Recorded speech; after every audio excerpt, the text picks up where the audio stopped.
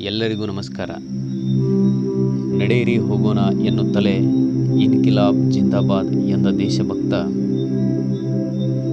ಸರ್ದಾರ್ ಭಗತ್ ಸಿಂಗ್ ಜನ್ಮದಿನದ ಪ್ರಯುಕ್ತ ಈ ಒಂದು ಪ್ರಸ್ತುತ ಲೇಖನವನ್ನು ಪ್ರಸ್ತುತಪಡಿಸ್ತಾ ಇದ್ದೇನೆ. ಸೆಪ್ಟೆಂಬರ್ 28 ಕ್ರಾಂತಿಯ ಕಿಡಿ ಭಗತ್ ಸಿಂಗ್ ರವರ ಜನ್ಮದಿನ. ಈ ಕ್ರಾಂತಿಕಾರಿ ಹೋರಾಟಗಾರನಿಗೆ ನಮ್ಮ ಶತಕೋಟಿಯ ನಮನಗಳನ್ನು ಅರ್ಪಿಸೋಣ. ಇವರ ತಂದೆ ಸರ್ದಾರ್ ಕಿಶನ್, ತಾಯಿ ವಿದ್ಯಾವತಿ.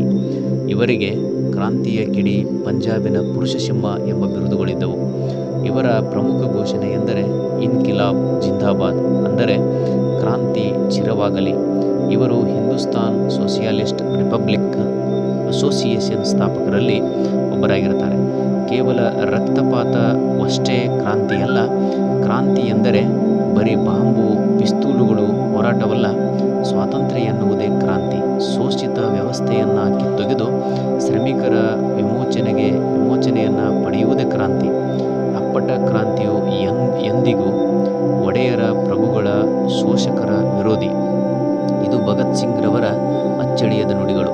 ಕೇವಲ 12ನೆಯ ವಯಸ್ಸಿನಲ್ಲೇ ಜಲಿಯನ್ ವಾಲಾಬಾಗ್ ದುರಂತದಿಂದ ಮನನೊಂದು ದೇಶದ ಸ್ವಾತಂತ್ರ್ಯಕ್ಕಾಗಿ ತನ್ನನ್ನು ಮುಡಿಪಾಗಿಟ್ಟುಕೊಂಡ ಭಗತ್ ಸಿಂಗ್ ರವರ ಉದಾಹರಣೆಗಳು ಅಪರೂಪವಾದದ್ದು.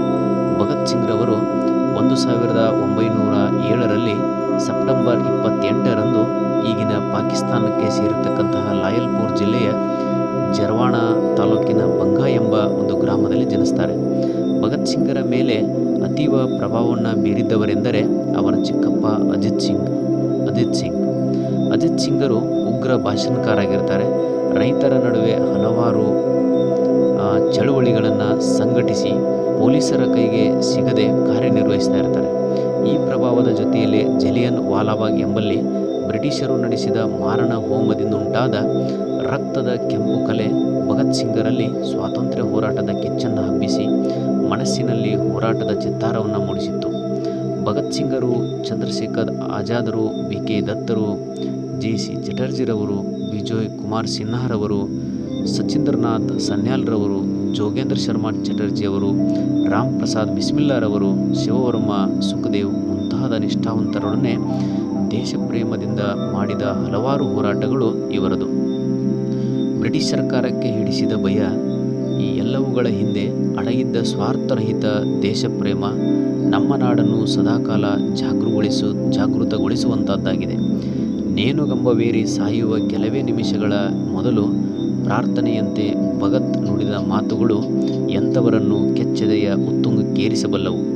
ಮೊದಲು ನಿಮ್ಮ ವೈಯಕ್ತಿಕತೆಯನ್ನು ನುಚ್ಚುನೂರು ಮಾಡಿ, ವೈಯಕ್ತಿಕ ಸುಖದ ಕನಸನ್ನು ಭಗ್ನಗೊಳಿಸಿ, ಆ ನಂತರದಲ್ಲಿ ಕೆಲಸ ಮಾಡಲು ತೊಡಗಿ. ನೀವು ಒಂದೊಂದೇ ಅಂಗುಲ ಮುಂದಕ್ಕೆ ಸಾಗಬೇಕು. ಅದಕ್ಕೆ ಧೈರ್ಯ ಬೇಕು, ದೃಢ ನಿರ್ಧಾರ ಬೇಕು, ನಿರಂತರ ಪರಿಶ್ರಮ ಬೇಕು. ಯಾವ ಕಷ್ಟ ಕಾರ್ಪಣ್ಯಗಳು ನಿಮ್ಮನ್ನು ನಿರಾಶೆಗೊಳಿಸಲಾರವು, ಯಾವ ವೈಫಲ್ಯಗಳು ನಿಮ್ಮನ್ನು ಕಂಗೆಡಿಸಲಾರವು. ತ್ಯಾಗ ಮತ್ತು ನರಳಾಟಗಳ ಅಗ್ನಿ ದಿವ್ಯವನ್ನು ಹಾದು ನೀವು ವಿಜಯಶಾಲಿಗಳಾಗುತ್ತೀರಿ.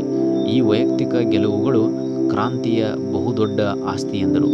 1928ರಲ್ಲಿ ಲಾಹೋರ್ಗೆ ಸೈಮನ್ ಆಯೋಗ ಬಂದಾಗ ಅದನ್ನು ಪ್ರತಿಭಟಿಸುತ್ತಿದ್ದ ಸ್ವತಂತ್ರ ಹೋರಾಟಗಾರ ಲಾಲಾ ಲಜಪತ್ ರಾಯರವರನ್ನು ಸ್ಯಾಂಡರ್ಸ್ ಎಂಬ ಪೊಲೀಸ್ ಅಧಿಕಾರಿ ಲಾಠಿ ಚಾರ್ಜಿನಿಂದ ಮರಣವನ್ನು ಹೊಂತಾರೆ. ಈ ಸೇಡನ್ನು ತೀರಿಸಿಕೊಳ್ಳಲು 1928 ಡಿಸೆಂಬರ್ 17ರಂದು ಸ್ಯಾಂಡರ್ಸ್ನನ್ನು ಗುಂಡಿಕ್ಕಿ ಕೊಲ್ತಾನೆ.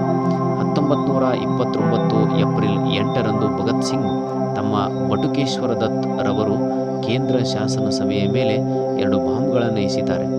ಇನ್ಕಿಲಾಬ್ ಜಿಂದಾಬಾದ್ ಎಂದು ಹೇಳುತ್ತಾ ಶರಣಾದರು. ಭಗತ್ ಸಿಂಗ್, ಸುಖದೇವ್ ಮತ್ತು ರಾಜ್ಗುರುರವರನ್ನು ಲಾಹೋರ್ ಜೈಲಿನಲ್ಲಿ ಲಾಹೋರ್ ಒಳಸಂಚು ಕಾರಣಕ್ಕಾಗಿ ಗಲ್ಲಿಗೇರಿಸಲಾಯಿತು. ಭಗತ್ ಸಿಂಗ್ ಅದೆಷ್ಟೋ ಶ್ರೇಷ್ಠ ಪುಸ್ತಕಗಳನ್ನು ಓದುತ್ತಿದ್ದರಂತೆ. ಸಾಯುವ ದಿನಗಳಲ್ಲಿ ಅವರನ್ನು ನೇಣುಗಂಬಕ್ಕೆ ಕರೆದೊಯ್ಯಲು ಬಂದಾಗ ಕೂಡ ಒಂದು ಕ್ಷಣ ತಡಿ, ನಾನು ಒಬ್ಬ ಮಹಾನ್ ಕ್ರಾಂತಿಕಾರಿ ಲೆನಿನ್ ಬಗ್ಗೆ ಇನ್ನೊಂದೆರಡು ವಾಕ್ಯವನ್ನು ಓದಿಬಿಡುತ್ತೇನೆ ಎಂದು ಹೇಳಿ 1-2 ಕ್ಷಣದ ನಂತರ ನಡೆಯಿರಿ ಹೋಗೋಣ ಎಂದರಂತೆ. 1931ರ ಮಾರ್ಚ್ 23ರಂದು ಅವರು ನಗುತ್ತಾ ಗೆಳೆಯ ಸುಖದೇವ್, ಗೆಳೆಯ ರಾಜ್ಗುರು ರವರ ಜೊತೆಗೂಡಿ ಗಲ್ಲಿಗೇರಿದಾಗ ಅವರಿಗಿನ್ನೂ 23 ವರ್ಷದ ಹರೆಯರಾಗಿರ್ತಾರೆ. ಈ ಮಹಾನ್ ದೇಶಪುತ್ರನ ಜನ್ಮದಿನದ ಸಂದರ್ಭ. ಅವರಿಗೆ ನಾವೆಲ್ಲರೂ ಭಕ್ತಿಯಿಂದ ನುಡಿ ನಮನವನ್ನು ಸಲ್ಲಿಸೋಣ. ಇಂತಹ ಮಹನೀಯರು ದೇಶಕ್ಕೆ ಬಲಿದಾನವನ್ನು ಮಾಡಿದರ ಪ್ರತೀಕವಾಗಿ ಈ ದೇಶ ಸ್ವತಂತ್ರವಾಯಿತು ಅನ್ನುವುದನ್ನು ನಾವೆಲ್ಲರೂ ನೆನಪಿನಲ್ಲಿಟ್ಟುಕೊಳ್ಳೋಣ. ಅದನ್ನು ನಾವು ಮರೆತರೆ ನಮ್ಮಂತಹ ದೇಶದ್ರೋಹಿಗಳು ಮತ್ಯಾರೂ ಇರಲಿಕ್ಕೆ ಸಾಧ್ಯವಿಲ್ಲ. ಈ ಒಂದು ಲೇಖನವನ್ನು ಇಲ್ಲಿಗೆ ಪ್ರಸ್ತುತ ಮುಕ್ತಾಯಗೊಳಿಸ್ತಾ ಇದ್ದೇವೆ.